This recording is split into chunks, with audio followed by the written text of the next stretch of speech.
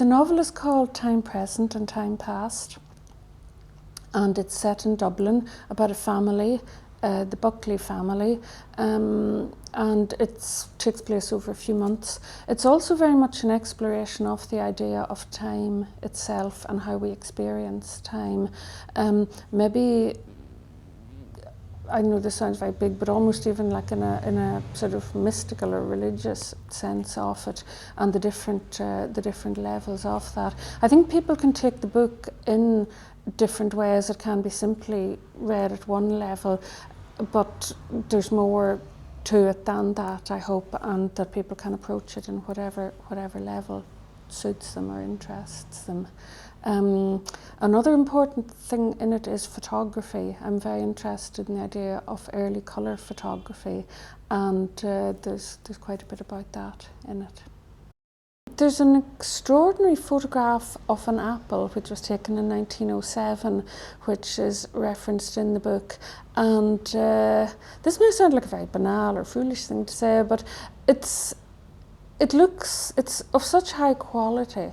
It looks as if it could have been taken just a week ago. And as I say, if you think of 1907, you think of it in a different way, or at least I think of it in a different way. And it sort of pulls you back into the past. In a way, I think that the very best literature can. I think in some novels, you can sometimes get flashes of things.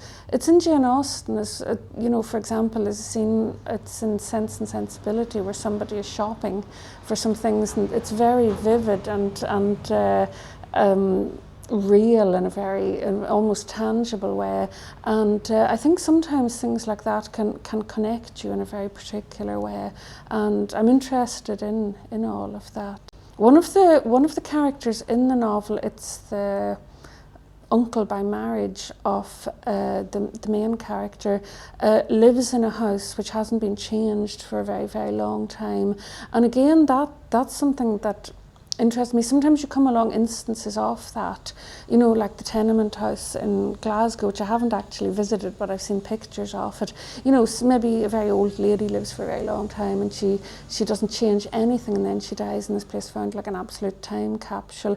And I think there's a very strange quality to those rooms, and they do connect you in a way that a reconstructed historical setting never can. There's a sort of a really authentic note to it that you don't get otherwise. So all of that idea of how you can experience the past, and also how you can't, as well, like how you're locked out of it at one level, but how also imaginatively and through art, I suppose, and through photography and fiction and various things, how you can, and what people remember and what they tell you, very elderly people,